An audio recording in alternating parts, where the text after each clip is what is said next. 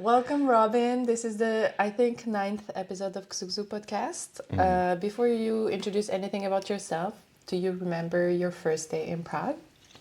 I do. It was really nice actually. I came here for the interview for my PhD, and they paid for all the flights, all the accommodation as well. Although it was like student dorms, but I was still like, I'll take it. Free trip, just to check out the city. Was walking around. Yeah, beautiful architecture, the great beer, and yeah. So your first time in Prague was for a PhD interview, right? So you stayed, 2-3 days? Yeah, it was a long weekend. They kind of booked us for the weekend so we could explore Prague and have a look over the weekend. They had one of the PhD students that was working there give a little tour for the group of us on Saturday. Wow. And to just go around, the clock tower, Wenceslas Square, try and give us a little bit of a tour, at least, and to get us to know the other PhD students as well, potential ones. So it's quite nice. What university was it? It was through, kind of through Charles University, but it was actually the IOCB, which is in Deviska. You probably don't know it, but it's one of the wealthiest institutes in Prague, or in Czech Republic as a whole, because it does biochemistry. So it does a lot of making of drugs, basically. And they try to attract kind of foreign talent to become more international themselves, I think. So. How did it feel to be a foreign talent? This sounds like really fancy, I think it was a very weird, honestly, it was a very weird start because I didn't actually even find the application. I didn't find the advertisement for the PhD. My dad found it on Twitter. Oh, wow. Yeah, it was... Is your dad into biochemistry as well? Or? Yeah, he did a pharmacy degree. So he follows a few people on Twitter. One of my ex-supervisor, who worked in the ICB. He posted up oh, hey, I'm looking for a PhD student. It's not for this project. Does anyone want to join? And we went on there. We're like, oh, sounds quite interesting. We went on the ICB website, but it wasn't listed there. We're like, mate, I would love to sign up, but I can't. And she's like, I'll look into it. Really, that should have been the first clue. Because then 3 months in to the PhD, which I did end up taking, obviously, they shut down my lab. They what? Shut down my lab. Oh, wow. Yeah. So we had 1 year to move out and find somewhere else to move to.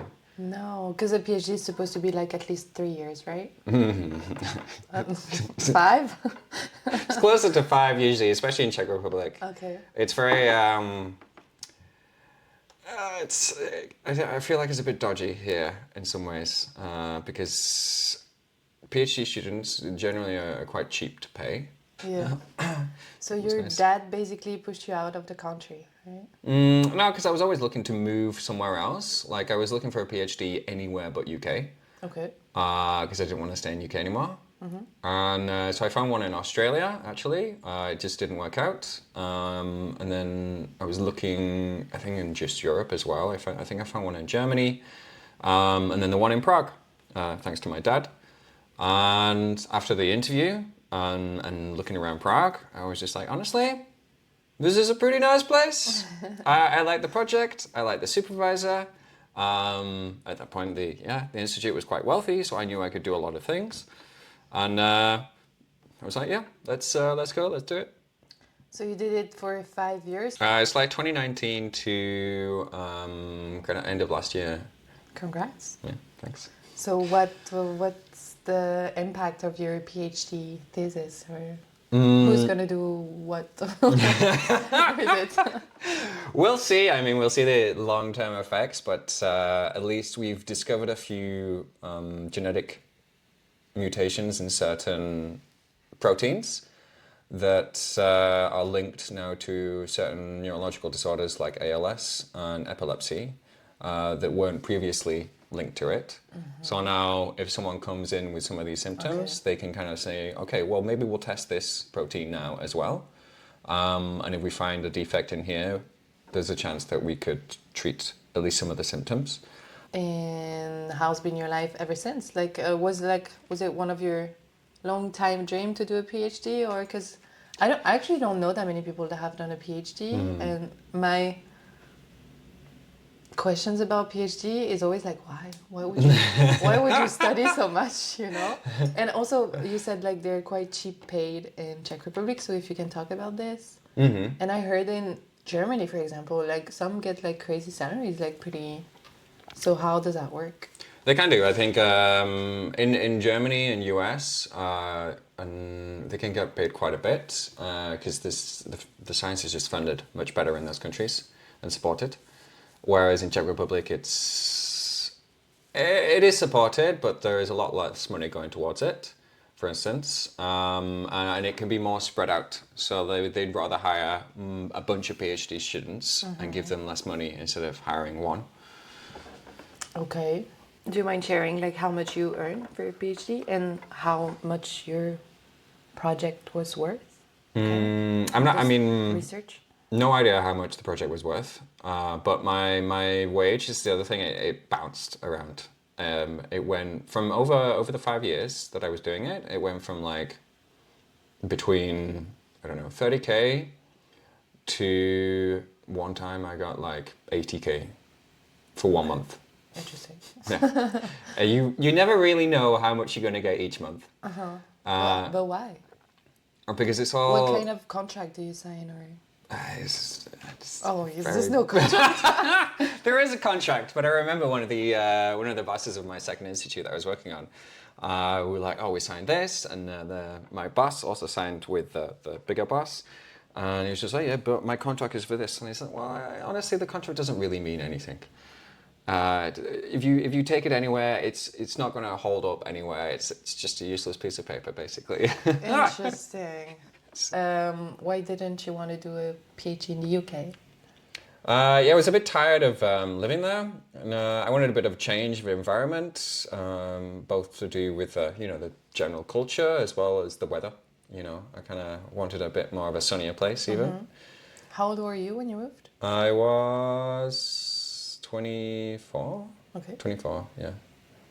So it was about time. I was making like little baby steps. So I went to university for bachelor's in Belfast. And then I went to Glasgow for my master's. And then I was just like, okay, so it's gone here, now let's go over here and jump over onto mainland Europe. So, because I think when we were younger, we always used to travel. We used to live in Malaysia for 2 years when I was very young. My dad, both my parents have always been up for like traveling, going to different places. So I always wanted to explore myself as well, and I think the PhD was a perfect opportunity to find somewhere else to move to. Nice. How long would you say it took you to like adapt to like Prague and Czech Republic, like actually build a life here? Well, it's a bit of a struggle in terms of that because I moved here, and then kind of 3 months later there was Brexit, and then 3 months after that there was COVID. So I was kind of starting to set up, and then I had to sort out a whole bunch of paperwork for Brexit, and I was like, okay, time to get into life. I moved to Czech Republic as well because it's Central Europe. So I'll go on road trips here, I'll take the train here, and all this stuff, and I'll make new friends. And then 6 months in, I'm just like, so I'm stuck. I can't make any more friends. Kind of stuck with the ones that I have, and I think I'm friends with, 2 of them now from the very beginning. Okay. One of the ones I live with, we don't talk too often, and one of them actually moved back to Romania, who I also ended up living with. But apart from that, everyone else that I knew from those beginning 3-6 months, I don't talk to anymore. Because I think it's just like different mentalities, really. That makes sense. It was more of a, almost because of the situation, it was kind of a forced friendship, let's say. Okay. Maybe not friends I would have picked up otherwise and kept, but ones that, I had to because of the situation. I think it's a very tricky thing to make friends as expats because you kind of take the people that come your way, but it's not necessarily the people you would choose like in your home country because there's much choice kind of. More choice. I don't know about that. I think there's enough social activities you can do, like dancing, for example, climbing as well. I'm very happy that I started dating someone in 2020 over COVID. And one of the nice things actually about that kind of period is it was nice to kind of explore Prague whilst there was no tourists or anyone here. Love that, yeah. So we had a lot of time she showed me a lot of different places. She also helped me sort out my doctors. She was Czech? Ukrainian. Okay. And so she also got me into bachata as well and rope climbing. So she showed me quite a few things because of these activities. Eventually, when things opened up, I could go socialize more and make some good friends in these kind of areas.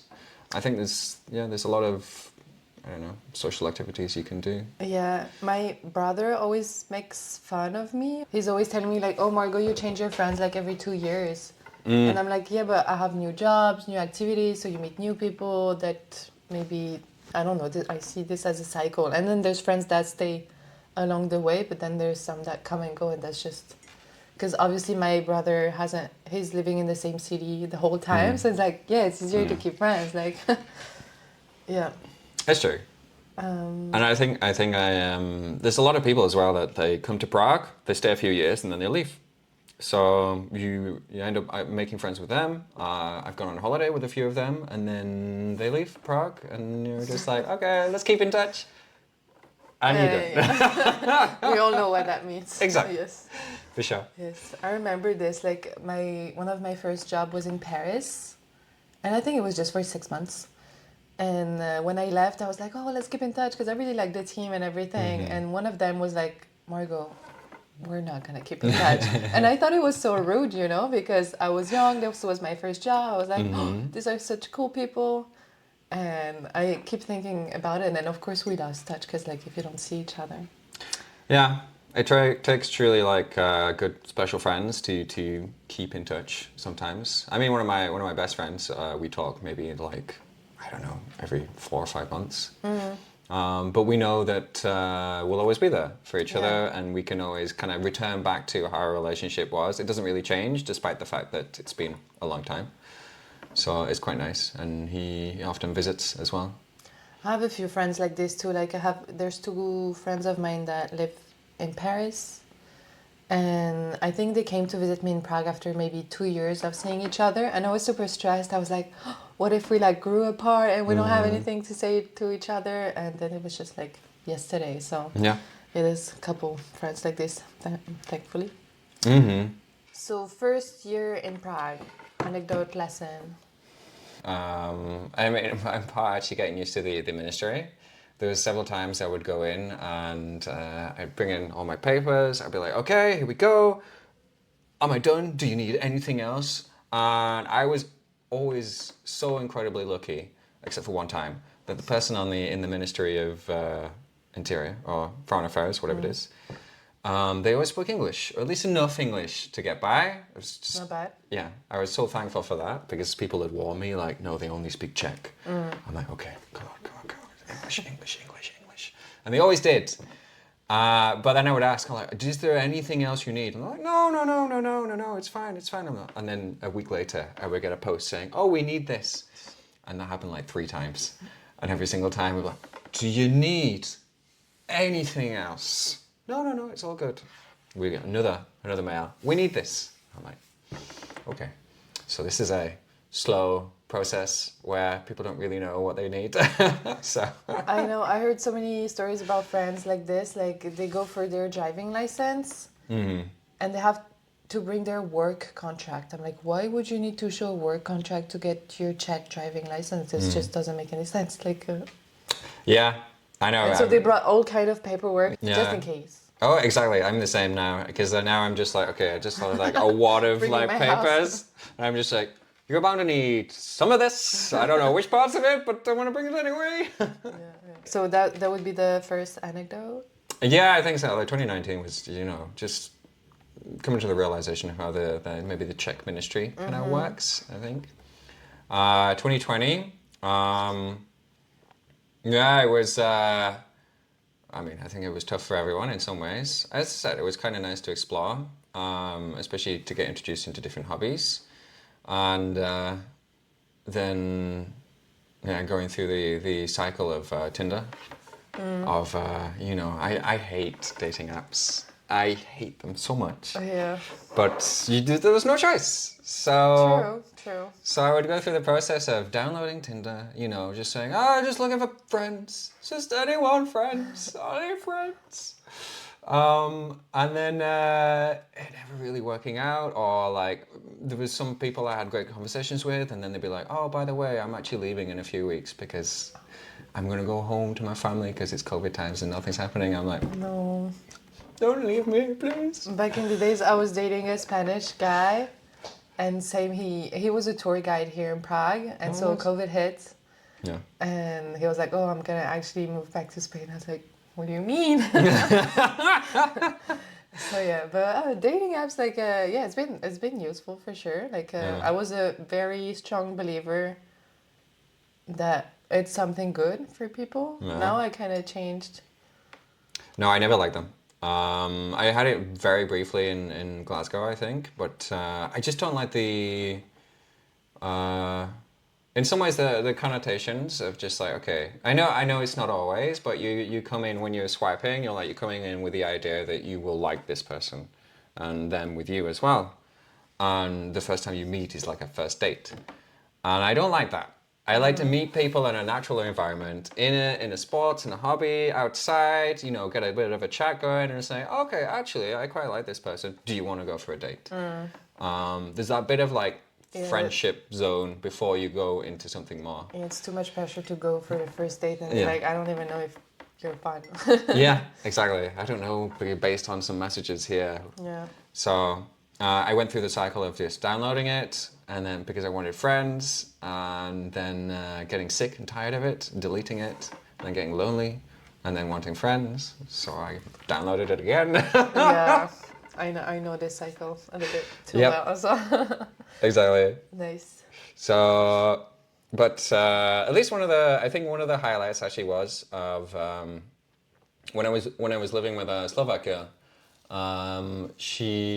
Me and her, we got, I think, drunk one night. We were just chatting. We were like, it's really boring, like COVID times. Like, we need something to do. What can we do? Oh my God. And we're like, how about we do a party, a flat party? It's just something small, I know we're not allowed, but I think everyone's doing it.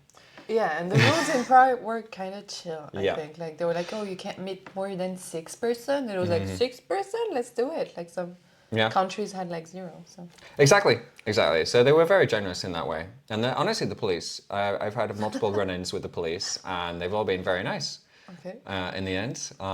For one, I will now tell you, my anecdote of 2020 was the fact that in the end, me and my flatmate, after drinking a few wines, we decided that we would not only do a flat party, but we would do a fancy cross-dressing flat party. A what?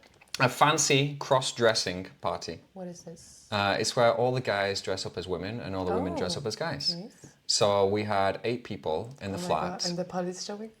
Four girls, 4 guys, all dressed up opposite. I wore my flatmate's prom dress, which was this beautiful long gold gown. I wore a wig. She did my makeup. I shaved, obviously.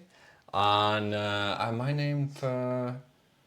What was my name? Delilah. I think my name for the night was Delilah. You even had a name? We each chose names, yeah. So, and she went in a proper suit and a tie with a fake beard, tied back ponytail, and she was Tony for the night. Or Anthony, if she wanted to be classy. Oh. And oh my God, though. Because then her boyfriend, he's now her fiance now, actually showed up. And his they're in a band together. I don't know if you know We Are Dummy. No, it's a band here. They're representing Czech Republic in the Eurovision contest last year. So that band actually came and they were cross-dressing at the party. And the lead singer did the makeup for the 2 guys in the band. And they just looked like cheap hookers. But anyway, so to finish the story, everyone arrived. We were all dressing beautifully. We were in the middle of a game of Twister. And then dressed in a prom dress. Like, I'm imagining it in my head. Yeah, that sounds... It was very funny. And then the doorbell rang. And we're like, shit. We all, tried to sneakily get out. But of course, we're all drunk at the time in the middle of a game of Twister. So I'm betting it sounded more like a crash as we all tried to uncurl from each other. And then my flatmate went to the door, looked out the little peephole, and was just like, there's 3 policemen here. Did somebody order them? Or? Yeah, it's like, oh, that's the strippers. And so we all tried to hide. It makes sense though, yeah. And then she was like, okay, I'll answer the door. And just as she answers the door, one of the guys dressed in a tight pencil blue skirt with hooker makeup on, ran past the door as she opened it into my room. And the 3 policemen, she was like telling us afterwards what they were saying. And they were like, okay guys, we've got some noise complaints from the building here, we don't care what you're doing in there. We don't want to go in there. We just don't want to be called again. So if you could please, just keep it down. And we're gonna go. Wow. That's quite cool from them. But I mean, what else could they do anyway? I mean, they could have fined us or thrown us out or this sort of stuff. It was still over COVID. I think we had 8 people in the end. And but I think seeing a bunch of 2 people at least cross-dressing, and my flatmate, who was like pure serious conversation whilst having a beard on her, might have been a bit like, we don't get paid enough for this. I'm sorry. Yeah, probably. Okay, cool. I never had an encounter with the Czech police actually. Now they're really nice in my experience. There's a second time they came around to the same flat, and it was when my flatmate was away, and I had two girls around, and one of them plays electric guitar, and I was like, "Oh, you play? Oh my god, I have an acoustic here. Do you wanna?" And they were like, "Everyone has an acoustic." I'm like, "Yeah, it's great, isn't it?" So I passed it over, and then she was like rocking out on this acoustic guitar, and the police came again, and they were like, "Hey, do you know what time it is?" I'm like, "No idea." It was midnight. There's like, apparently the entire building has, people from the entire building have called because they can hear the guitar sounding out throughout the entire building. What's happening in there? Because it's still COVID at this point. And I was like, well, sorry, but I got 2 girls in there, and one of them plays the guitar, and the 3 policemen, same. It's just like, we understand. Have a good night. Just don't make sure we're not called again. I'm like, thanks. Nice. Good night. Nice. But these were not the same policemen, were they? I don't think they were the same policemen. It was a bit apart. So I think it maybe different ones this time, but it was very understanding, let's say. Cute. So yeah. All right, so that was 2020. And it was like it kind of ended there. Was when I started dancing bachata, actually. My ex kind of introduced me to it, but then I got... We all have an ex that introduced us to bachata. Can't say she was the best teacher, but she, sparked a fire in it on me. And then when kind of COVID settled down, I joined Yatin and Nicole to learn from them. They were doing lessons in their flat at the time, and I was like, let's just do this. And then 2021 was dancing a lot, playing board games as well. And it was actually when I met my current partner, was in 2021 playing board games. So I met her then, and she also dances. So and climbs as well, and plays board games. So we ended up playing. Came here for a PhD. No, she actually kind of came here for a Czech guy. Actually, she's been here for 9 years now, and they were dating for like 5 years, and then broke up. And she loved the city, so decided to stay. Nice. And she was working as a tour guide, actually. And then now she is an architect. Wow. Yeah. Now that I have this teaching job, so we're designing this with the kids at the moment. I can't believe I got paid to make a presentation on an imaginary school. The headmistress is very open. When did you become a teacher? When did you become? September this year. This year. Okay. This year.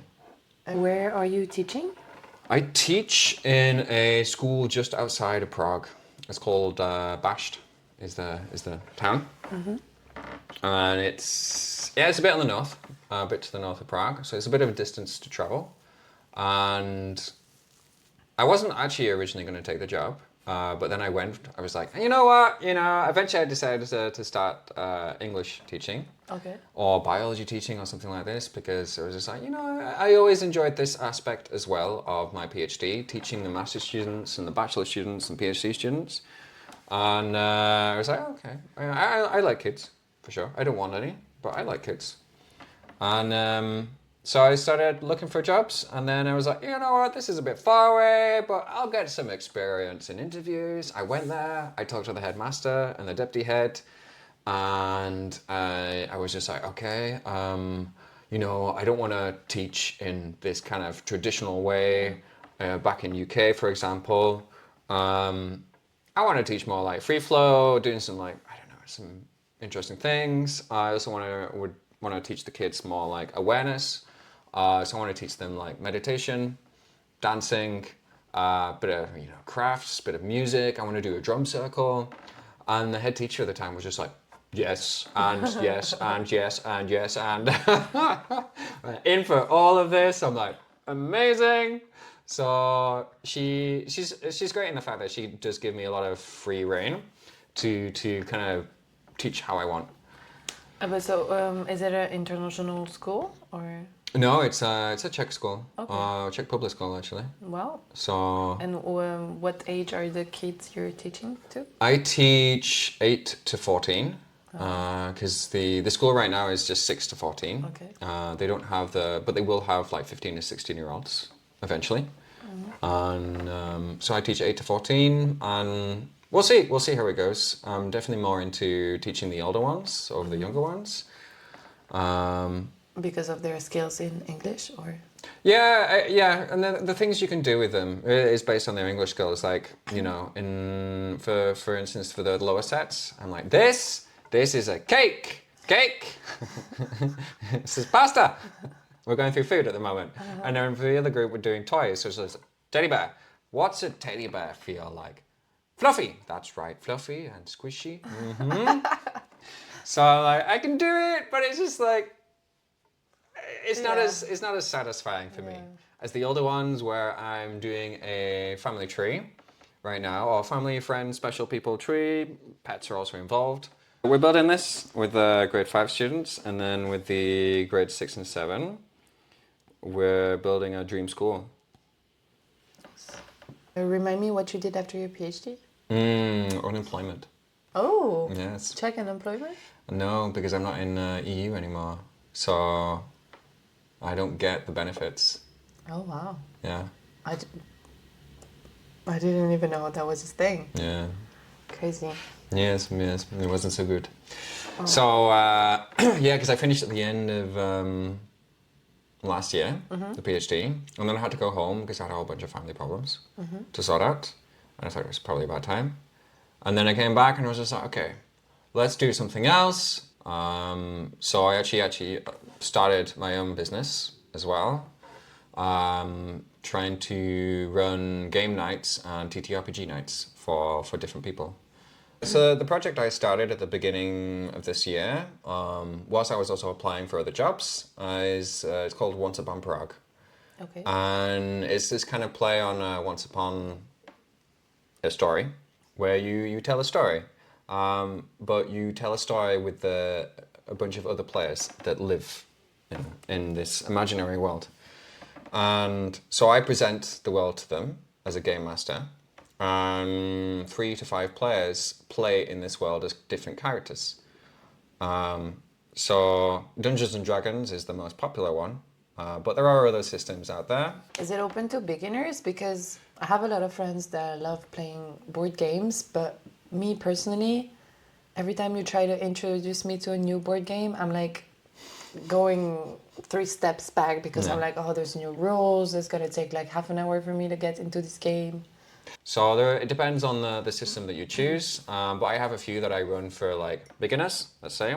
There's a new one I want to start called, that's in this kind of system called Secrets of Cats, where you all play cats in a town, which is known to have kind of like spiritual, ghostly hauntings. Okay. And cats are the only ones that can see the ghosts and spirits in this town, and they protect their burdens, which are the humans that look after them. So it's quite an interesting, funny little concept, and I'm hoping to playtest that soon to introduce that as well, because I think it's quite fun to play. That sounds very fun. Pussycat. Have you ever been to board games in Prague? Board games bar? Yes. Yeah, I've been to Bohemian Boards and Brews, Desco Hub, The Grail, PS Cafe, but I think it's changing the name now. Oh, I didn't know there were that many. There's quite a few. I just think they could be hosted better. So, for instance, we did a pirate/cowboy event as well. So, along with TTRPGs, I love to run the stories. So, I'm working now with 2 others who have a fairly big board game society in Prague called Imperial Tales. So, it's me, my partner, and these 2 dudes, and we run this Pirates and Cowboys event where we all dressed up as pirates and cowboys. I was talking with a pirate or a cowboy accent the entire night. But what's the... Okay. No, and then playing different board games and card games to do with these themes. So we played, for instance, like Bang. We played Dead Man's Draw, which is a pirate kind of game. Push your luck kind of style. And we kind of host them. So we explain the rules. They can ask any questions they want. We kind of present different games to the idea of what they might like, and try and get people into the role as well. And I think it's good fun, and I think it's what like board game bars are kind of missing out on. So yeah, they provide food and drink and a place to play, but I think they're missing hosts, good hosts, I think. And that's what we're trying to do. And we just randomly talked that you've been, how do you say this? Like people never think you're British. So my accent, I think, has kind of like grown over the years. When I moved when I was in near Manchester, it was just, nice speaking English, I think. And then I moved to Belfast and picked up a bit of Irish. Then I moved to Glasgow, picked up a bit of Scottish as well on top of that. And then I moved here and I thought, okay, I think I had a year actually living in my parents' house, so it kind of like equalized to get into English with a little bit of an Irish kind of lilt, let's say. And then I moved here and I was talking to people. Part of the problem actually was the fact that all the foreigners understood each other, but they didn't understand me so well. And I was just like, but I'm speaking native English. So I think over the time as well, to be really understood, I've kind of slowed down. For instance, Irish people speak incredibly fast, and I get used to that. When I kind of start to copy the other person, so when I start to speak to a new person, if they speak really fast, I start to pick up speed as well. And it comes from kind of like Belfast days.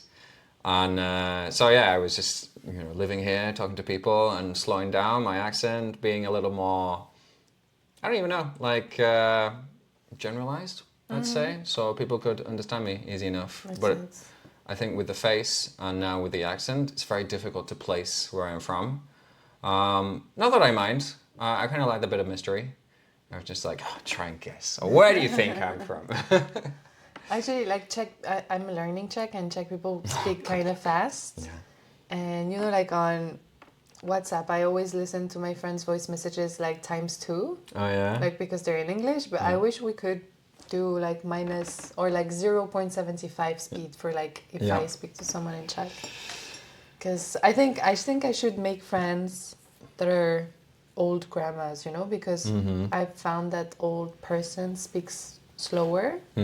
And I guess they would be better friends for me. Either that or honestly, kids. Yeah, that too. Because kids are learning, you know, especially the young ones, they're learning baby Czech, let's say. Yeah, but then what would I talk? Oh, no, it could be interesting. I was like, what would I talk with? But because the grandma speaks slower and have the wiseness. Oh, the wiseness. Wisdom. Wisdom.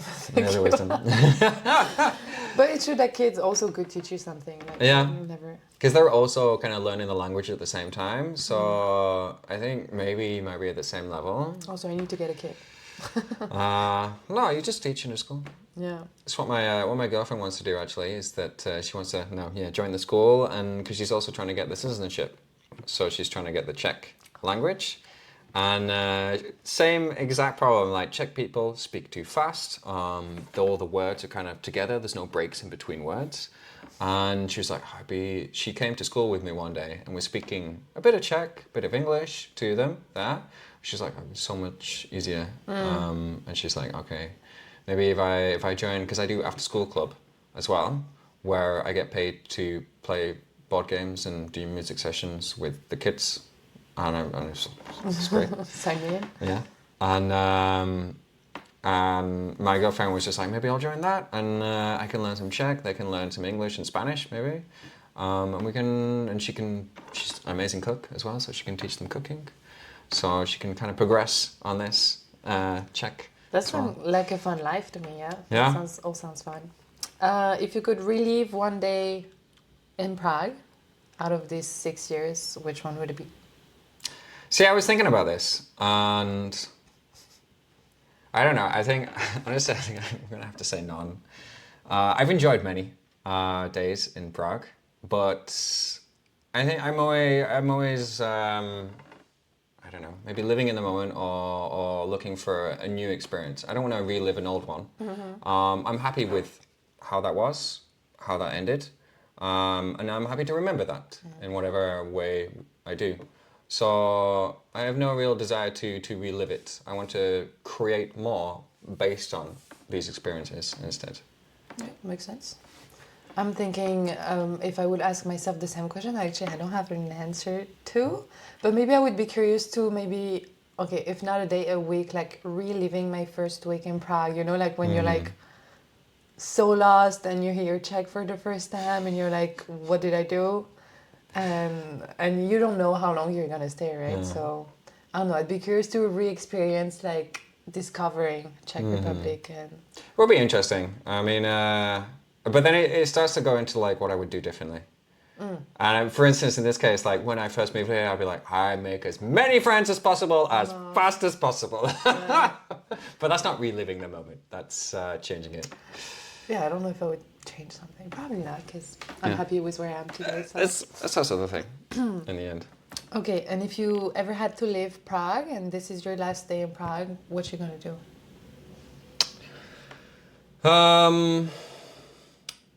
I think, honestly, it would probably just consist of me, making sure my flat is clean, all my stuff is packed, and I say goodbye to the flat.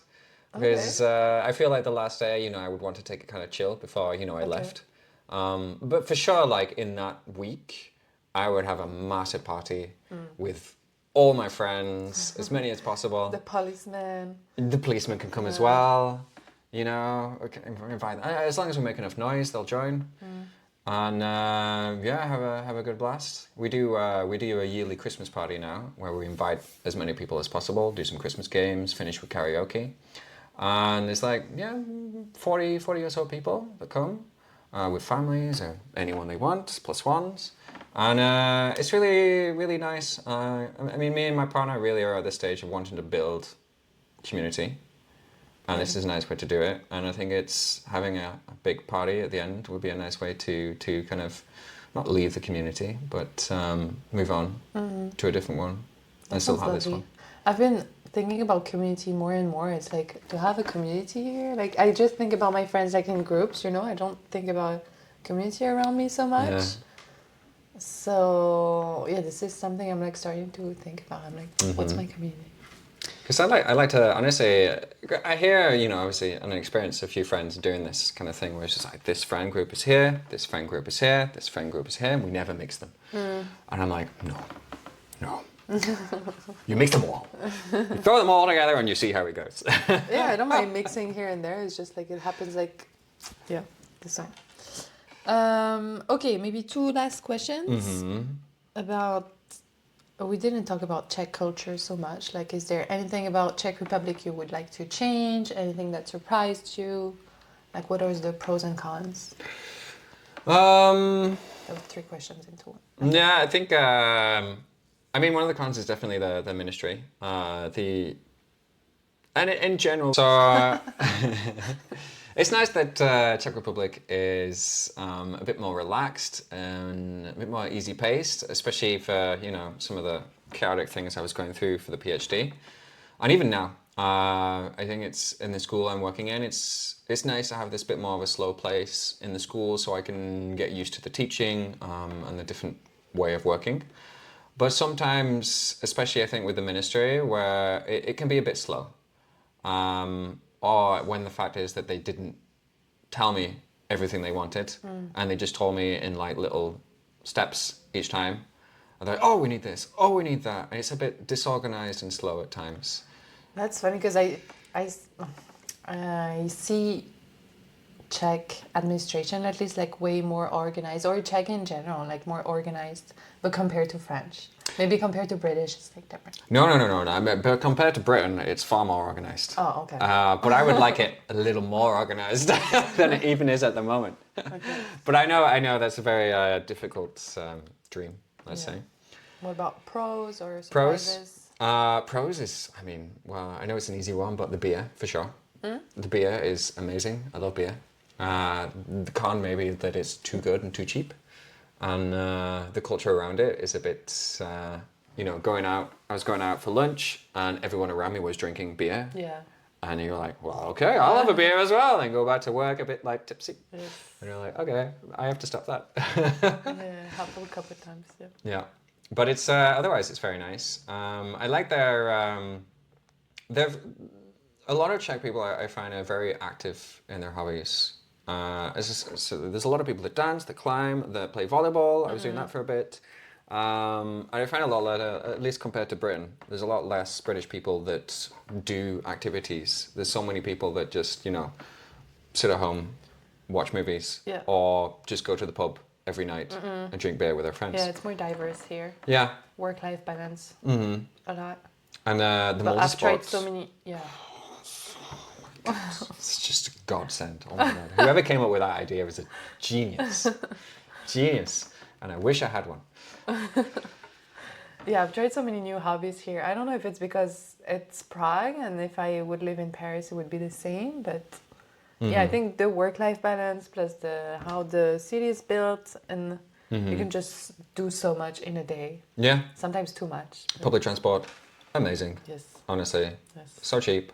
The in these kind of things, they are very well structured and very well funded. Honestly, you can really see the fact that the money does go towards the city. And I think I see this less in UK. I feel like money goes just in someone's pocket in UK, and she goes to the people here more so. I don't know how true that is though, but otherwise it's really, really nice that it's so connected as well. That you do end up meeting the same people. It's like not so big that there's so many people that you can not really bump into anyone on the street or in a different activity. But it's not so small that there isn't enough to do.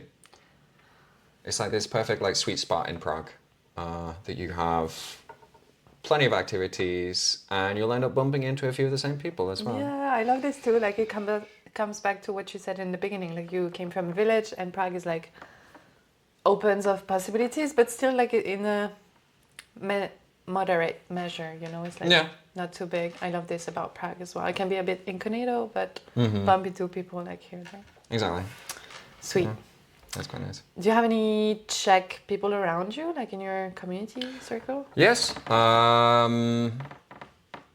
would say it's something I have to be a bit selective with. Because not because they're bad by any means, but I find that I had some Czech friends at the start, and I was joining them in gatherings, and in the end, it's just the way it is. I completely understand, but in the end, I was going to join them and their friends in a gathering, and it was all Czech people. So they would speak Czech all night long, and I would be the only person there who only spoke English. Even if quite a few of them spoke English well, because they're in their home country, in their capital city, and they've had these friends for years. They're very used to speaking Czech with each other, so it's a bit of a switch for them. So in this way, I had to kind of say, okay, you're a good person, but I can't really hang out with you because I don't really enjoy my night so much. So I have now a few Czech friends. One I jam with, who's really, really good on the guitar. So we have a lot of fun. He's a really nice dude. We play board games as well. Another Czech friend of mine who is, and we actually did a photography shoot with her recently. She's really, really nice, really friendly. We do the Christmas cookies each year with her, actually. Although she has like 5 days of making Christmas cookies, and I joined for one of them. Czech Christmas cookies that are called in Czech, do you know? No. Okay. I wanted to hear your pronunciation of cukroví. Cukroví? Yes. Yeah, cool. Yeah, I don't know if there's any studies about this, like when you're a group of people that share the same language into like, I don't know, is it 50% of people, and then you start telling to your... Yeah. Yeah, because same, I work in a company, there's mostly Czech and like Russian, Ukrainian people, so two languages that I don't really master. And sometimes, when there's a group or someone, and I'm like, guys, like the language of this company is English, like it's been published, like we should... And then I'm like, okay, if there was French people next to me, I would probably switch to French. So I'm trying to like chill, but then at the same time, I'm like, oh, it's so unfair. It is, but again, I understand why it is. Especially in the workplace I'm in at the moment. It's a Czech public school, so most people speak Czech there. And I have a few people that I speak English with, some good friends now. So it's still nice, and in the end I'm like, okay, for now, I'll just focus on how to teach what I want to teach. I'll focus on more the children than trying to make friends with the teachers so much. I will get there eventually. But at least it gives me time to take it in steps in this way. Yeah. Okay, perfect. I think we've discussed a bit everything I wanted to. The last thing I want to ask you to do is I ask every of my guests to make a wish at the end of the podcast and blow the candle. Of course, you don't tell me what you're wishing for, but I hope it becomes true, and maybe if it does, you can come back on the podcast and tell us all about it. Sure. Wow, so inspirational. Yes. So yeah, please, if you have wish. Yes. Perfect. Nice. Thank you very much. All right. Thank you for coming, Robin. It was really great. Yeah, it was really good to meet you properly.